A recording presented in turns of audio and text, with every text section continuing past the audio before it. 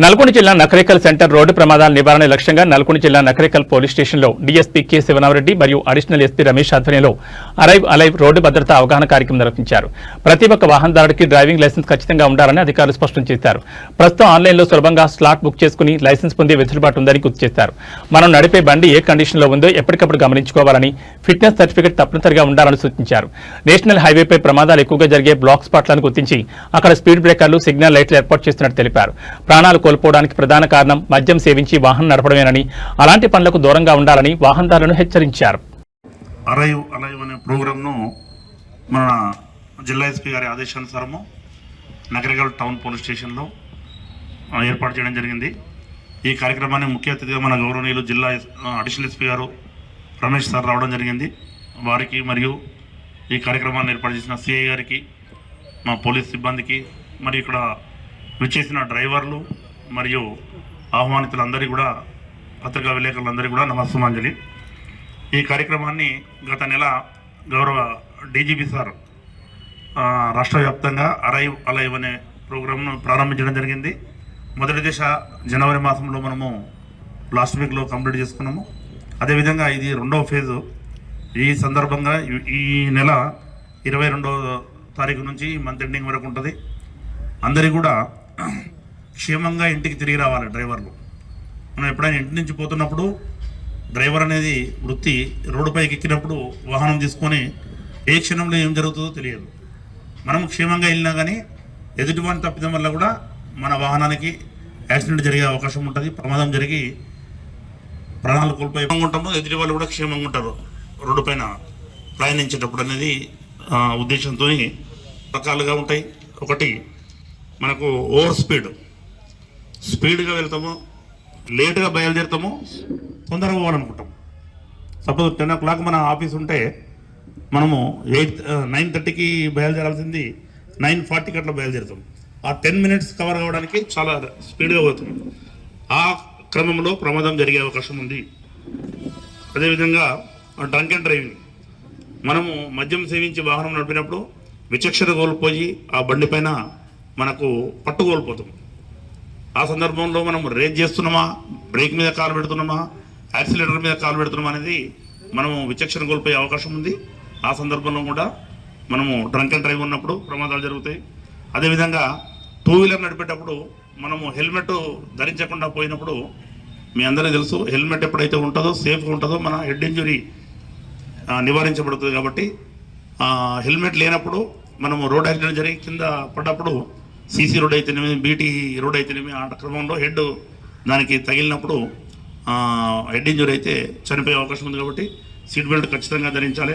అదేవిధంగా mobile phone driving, ప్రతి ఒక్కరూ మొబైల్ ఫోన్ మన బాడీలో ఒక పార్ట్ అయిపోయింది ఈ రోజుల్లో. ప్రతి ఒక్కరు మనం రోడ్డు పైన చూస్తున్నప్పుడు మొబైల్ ఫోన్ తీసుకొని వెళ్ళడము, ఆ ఫోన్ రాగానే ఆన్ చేసుకొని మెడ వంకర పెట్టి నడుపుకుంటూ పోతూనే ఉంటాము. ఆ సందర్భంలో వాహనం పైన మనం కంట్రోల్ తప్పి యాక్సిడెంట్ జరిగి మీ ప్రాణాలు కోల్పోవచ్చు, లేదా ఎదుటి వారికి ఏమైనా జరగవచ్చు. అదేవిధంగా సీట్ బెల్ట్ ధరించాలి ఖచ్చితంగా. మనం కారు కానీ లేదా 4-wheeler నడుపుతున్నప్పుడు సీట్ బెల్ట్ లేకుండా ఉండే క్రమంలో మనం ఒక యాక్సిడెంట్ చూసాము. మా డిపార్ట్మెంట్ హెడ్ కానిస్టేబుల్ వాళ్ళ మిస్సెస్ టీచర్లు పోతున్నప్పటికీ ఇదే మన అరవపల్లి లిమిట్స్లో యాక్సిడెంట్ జరిగింది. సీట్ బెల్ట్ పెట్టుకోకపోవడం వల్ల పెట్టుకున్న వాళ్ళకు హెడ్ ఇంజురీ అయ్యి చనిపోవడము, పెట్టుకున్న వాళ్ళు సేఫ్గా ఉండడం జరిగింది. కాబట్టి సీట్ బెల్ట్ ఖచ్చితంగా ధరించాలి కారు ఉన్నప్పుడు. అదేవిధంగా ఓవర్లోడింగ్ ఉన్న వాహనాలు ఉన్నప్పుడు వాటిపైన కంట్రోల్ తప్పుతుంది. ఓవర్లోడింగ్ ఉండి రైట్ కానీ లెఫ్ట్ కానీ ఎక్కువ ఉన్నప్పుడు వాటిపై కంట్రోల్ తప్పి పల్టీ కొట్టడము, లేదంటే ఎదురు వాహనానికి తగలడము, ఈ క్రమంలో యాక్సిడెంట్ జరుగుతాయి. కాబట్టి ఖచ్చితంగా ఈ 6 కారణాల వల్ల ప్రమాదాలు జరుగుతున్నాయి. Rash and negligent driving. అదేవిధంగా మైనర్ పిల్లలకు కూడా మనము డ్రైవింగ్ ఇస్తుంటారు తల్లిదండ్రులు. చిన్నపిల్లలే కదా అని చెప్పేసి మనకు తెలియకుండా బండి వేసుకొని పోతాడు. ఆ మైనర్ పిల్లలు వాహనాలు నడిపినప్పుడు ట్రిపుల్ రైడింగ్ పోతుంటారు. అటువంటి సందర్భంలో డ్రైవింగ్ జరిగినప్పుడు, రైడింగ్ చేసినప్పుడు మోటార్ సైకిళ్ళు ప్రమాదాలు జరిగే అవకాశం ఉంది. జరిగి ప్రాణాలు కోల్పోయే పరిస్థితి ఉంది. కాబట్టి మనము ఖచ్చితంగా ఈ రోడ్ యాక్సిడెంట్ నివారించాలంటే ప్రతి ఒక్కరూ ఖచ్చితంగా సీట్ బెల్ట్ ధరించాలా, హెల్మెట్ పెట్టుకోవాలా. అదేవిధంగా ర్యాష్ అండ్ నెగ్లిజెన్స్ పోకుండా మన కంట్రోల్లో ఉంటట్టు వాహనాన్ని నడపాలి. అదేవిధంగా డ్రంక్ అండ్ డ్రైవింగ్ చేయరాదు, మద్యపానం సేవించి ఏ వాహనాన్ని నడపరాదు. ఇవన్నిటిని కూడా మనము తెలిసి ఉన్నప్పుడు ఖచ్చితంగా రోడ్ యాక్సిడెంట్లను నివారించి మనము క్షేమంగా ఇంటికి తిరిగి రాగలుగుతాం. అదే ఉద్దేశంతో మీ అందరిలో డ్రైవర్లకు అవగాహన కలగాలి. అదేవిధంగా పెడస్ట్రియన్స్ కూడా రోడ్ క్రాస్ చేస్తున్నప్పుడు రోడ్డు బోత్ సైడ్స్ చూసి మనం రోడ్ క్రాస్ చేయాలి. ఎందుకంటే మొత్తము వాహనం దగ్గరికి వచ్చేసరికి మనము రోడ్ క్రాస్ చేస్తున్నాం అనుకోండి, వాహనము మనకు స్పీడ్ వస్తుంటుంది, తగిలే అవకాశం ఉంటుంది. ఇప్పుడు డివైడర్ ఉంది, ఆ మీడియన్ పాయింట్ నుంచి బయటికి వెళ్తున్నప్పుడు చెట్లు ఉంటాయి హైవే పైన, ఆ చెట్ల సందులో నుంచి వస్తున్నప్పుడు ఇన్స్పెక్టర్ గారు మ్యాక్సిమం చెప్పేశారు మనం ఎంత జాగ్రత్తగా ఉండాలనేది. నేను కొన్ని పాయింట్లు చెప్తాను. మన ఎస్పీ గారు చరచంద్ర పవార్ గారు వచ్చిన తర్వాత రోడ్డు భద్రత విషయంలో, ప్రమాదాలను తగ్గించే విషయంలో ఎన్నో చర్యలు తీసుకోవడం వల్ల ఏమైందంటే 2024తో పోల్చుకుంటే ఈ 2025లో 27 మరణాలు తగ్గినాయి అన్నమాట. దానికి ఇదంతా కూడా మన పోలీస్ స్టేషన్లో ఎస్ఐలు, సిఐలు, డిఎస్పీలకు కృషి అన్నమాట. మన స్టాఫ్ అందరూ ప్రతి ఒక్కరికి కూడా అవేర్నెస్ ప్రోగ్రామ్ కండక్ట్ చేస్తున్నాము. మనం హైవే మీద పోయేటప్పుడు మెయిన్ ట్రాక్లోకి 2 వీలర్ పోతారు, ఆటోలు పోతారు. ఆ మెయిన్ ట్రాక్ అనేది ఫాస్ట్ మూవింగ్ వెహికల్కి పోవాలి. మరి మన వాళ్ళు అజాగ్రత్తగా మెయిన్ ట్రాక్లోకి వెళ్తారు, మళ్ళీ లెఫ్ట్ సైడ్కి వచ్చేస్తారు సడన్గా. ఆ కన్ఫ్యూజ్లో యాక్సిడెంట్లు అయిపోతున్నాయి. అదేవిధంగా పోతా సడన్గా స్లో చేస్తారు. సడన్గా స్లో చేయటం వల్ల 2 వీలరు పోతా సడన్గా స్లో చేయటం వల్ల వెనక నుంచి మన డీసీఎం కొట్టింది, ఒక పోలీస్ ఆఫీసర్ చనిపోయారు దాంట్లో. అదేవిధంగా ఏదో బండిలో కానీ వెహికల్లో కానీ పిల్లలు ఉంటారు, వాళ్ళు ఏదైనా యూరినల్ కానీ నేచురల్ కాల్ కానీ ఏదైనా అవసరం అని చెప్తారు. వాళ్ళు ఆపమనగానే మన డ్రైవర్ ఏం చేస్తారు, ఇమీడియట్గా రోడ్డు మీదే బండి ఆపుతారు. రోడ్డు మీద ఎట్టి పరిస్థితుల్లో బండి ఆపొద్దు. మనకి రోడ్డు లెఫ్ట్ సైడ్ మనకి కంపల్సరీ ఫుట్పాత్ ఉంటుంది, మనం ఫుట్పాత్ మీద దిగాలి. ఇంకోటి బండి ఆగిన తర్వాత ఆ డోర్లు తీసేటప్పుడు కూడా కొంచెం చూడాలి. రైట్ సైడ్ డోర్ ఓపెన్ చేసేటప్పుడు, డ్రైవర్ డోర్ ఓపెన్ చేసేటప్పుడు కానీ, లెఫ్ట్ సైడ్ ఓపెన్ చేసేటప్పుడు కానీ ఎవరైనా వస్తున్నారా, మన వెనకాల ఎవరైనా వస్తున్నారా అది చూసుకున్న తర్వాత డోర్ ఓపెన్ చేసేటప్పుడు మనం కొంచెం చూసి డోర్ ఓపెన్ చేయాలి. అదేవిధంగా ఈ ఒక్కొక్కసారి వర్షాకాలంలో రోడ్డు మీద నీళ్ళు ఉన్నప్పుడు టైర్కి గ్రిప్ ఉండదు. అక్కడక్కడ రోడ్ల మీద కొంచెం గుంతలు ఉంటాయి, ఆ గుంతల మీద వాటర్ నిలబడి ఉంటాయి. ఈ టైర్ గ్రిప్పు రోడ్డు మీద ఉన్నంత గ్రిప్పు నీళ్ళలో ఉండదు. ఆ నీళ్ళ వలన ఇమీడియట్ ఏముందంటే లెఫ్ట్ సైడ్కు రైట్ సైడ్కు బండి లాగేస్తుంది అనమాట. ఆ విధంగా చాలా యాక్సిడెంట్లు జరిగినాయి. అదేవిధంగా మంచు కురిసే ప్రాంతం, ఎర్లీ మార్నింగ్ అవర్స్లో మంచు కురుస్తూ ఉంటుంది. అదిగాక 4-5 ప్రాంతంలో డ్రైవరు బాగా శ్రమ, అంటే 4-5 గంటలు నడిపిన తర్వాత డ్రైవర్కి కొంచెం రెస్ట్ కావాలి. ఇంకెంత ఒక అర్ధ గంటలో వెళ్ళిపోతాము, హైదరాబాద్కి అవుట్స్కట్స్కి వచ్చేస్తారు, అర్ధ గంట వెళ్ళిపోతామనే దాంట్లో అదే టైంలో ఎస్పెషల్లీ 4 to 5 ఆ ప్రాంతంలోనే చాలా యాక్సిడెంట్లు జరిగినాయి. అది కూడా మన పోలీస్ ఆఫీసర్స్ ఆ యాక్సిడెంట్లో 4 చనిపోయారు మన యాదాద్రి జిల్లాలో. అంటే చిన్న నిర్లక్ష్యం మన ప్రాణాలు తీసుకుంటుంది. కాబట్టి డ్రైవింగ్లో ఉన్నప్పుడు మాత్రం ఎట్టి పరిస్థితిలో ఒక డ్రైవరు డ్రైవ్ చేస్తున్నప్పుడు పక్క సీట్ అతని వ్యక్తి ఎట్టి పరిస్థితిలో నిద్రపోవద్దు. ఎవరో ఒకరు డ్రైవర్తో కాస్త మంచిగా మాట్లాడుతూ ఉండాలి.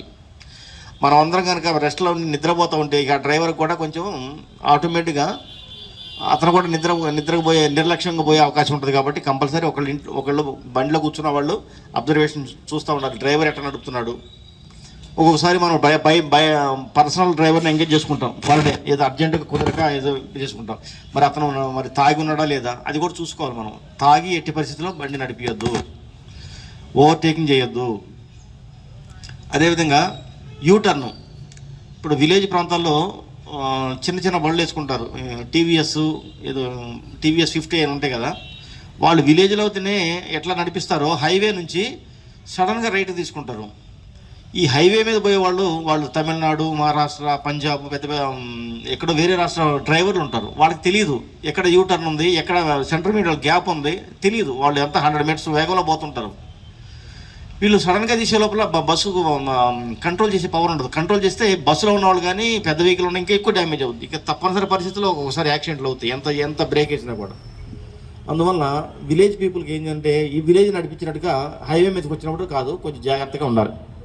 హైవే మీద నుంచి అదేవిధంగా విలేజ్ రోడ్డు అప్రోచ్ రోడ్డు ఉంటుంది, హైవేకి అటాచ్ అయ్యేది ఉంటుంది. ఆ ఎక్కేటప్పుడు కూడా మనం చూసుకోకుండా చూసి ఎక్కాలన్నమాట. మెయిన్ హైవే మీద ఎక్కేటప్పుడు, హైవే నుంచి దిగేటప్పుడు, హైవే నుంచి చిన్న రోడ్డుకి వెళ్ళేటప్పుడు కూడా చాలా జాగ్రత్తగా ఉండాలి. ఆ యూటర్న్ దగ్గర కానీ సెంటర్ మీటింగ్ దగ్గర పిల్లలు, ఇప్పుడు ఫర్ ఎగ్జాంపుల్ ఈ నగరికల్ టౌన్ ఉంది, ఈ నగరికల్ టౌన్ అంతా మార్కెట్ ఏరియా. మరి బస్సులు తిరుగుతుంటాయి, లారీలు తిరుగుతుంటాయి, డీసీఎం తిరుగుతుంటాయి. ఎక్కడ పడితే అక్కడ రోడ్ క్రాస్ చేస్తూ ఉంటారు. అది చాలా డేంజరు. కాస్త లేట్ అవుద్ది, ఒక నిమిషం లేట్ అవుద్ది, ఒక 5 నిమిషాలు లేట్ అవుద్ది, కానీ మన ప్రాణాలు పోగొట్టుకుంటున్నాం. అందువలన దేవుడిచ్చిన మంచి ఆరోగ్యమైన మన శరీరాన్ని జాగ్రత్తగా కాపాడుకుంటూ 10 కాలాల వరకు బతకాలని చెప్పి మన కోసం బయటికి వెళ్ళిన తర్వాత ఎదురు చూసే వాళ్ళ ఫ్యామిలీ మెంబర్స్, బంధువులు ఉంటారు. వాళ్ళ యొక్క ఆశయాలను నెరవేర్చే విధంగా మన పిల్లల భవిష్యత్తును కూడా మన మీదే ఉంటుంది. కాబట్టి మనందరం కూడా ఎవరికి వాళ్ళు వ్యక్తిగతంగా ప్రతిరోజు ఈ చర్యలు అనేది ఒక రోజుతో కాదు, ఇది మనం బతికినంత కాలం దాన్ని ఇంప్లిమెంట్ చేయాలి. మనం జీవించినంతకాలం ఇంప్లిమెంట్ చేస్తేనే మనం మంచిగా ఉంటాం. ఓకే, దీన్ని అందరూ కూడా మీ కుటుంబ సభ్యులకు, మీ బంధువులకు, మీ మిత్రులకు అందరూ కూడా చెప్పి దాన్ని ఇంప్లిమెంట్ చేయాలని చెప్పి ఈ ఆశయాన్ని ఎందుకంటే ప్రతిరోజు చూస్తుంటే, పేపర్లో చూస్తుంటే ఎక్కడొకచోట మరణాలు జరిగిపోతున్నాయి. ఇప్పుడు దేవుడు ఇచ్చాడు, దేవుడు తీసుకున్నాడు, కానీ మన చేతిలో పోతున్నాయి ప్రాణాలు. అందువలన దాన్ని నివారించే ఉద్దేశంతో మన డీజీపీ గారు ప్రత్యేకంగా అలైవ్ అనే ప్రోగ్రాం పెట్టారు. దాని గురించి మన నకరికల్ మన పోలీసులు మంచి కార్యక్రమం ఏర్పాటు చేశారు. ఈ కార్యక్రమం ఏర్పాటు చేసిన మన నగరికల్ సిఐ గారికి, మన డిఎస్పీ గారికి నా అభినందనలు. మీరందరూ కూడా దీన్ని మంచిగా 10 మందికి తెలియజేయాలని కోరుతున్నాను. నమస్కారం, థ్యాంక్ యూ.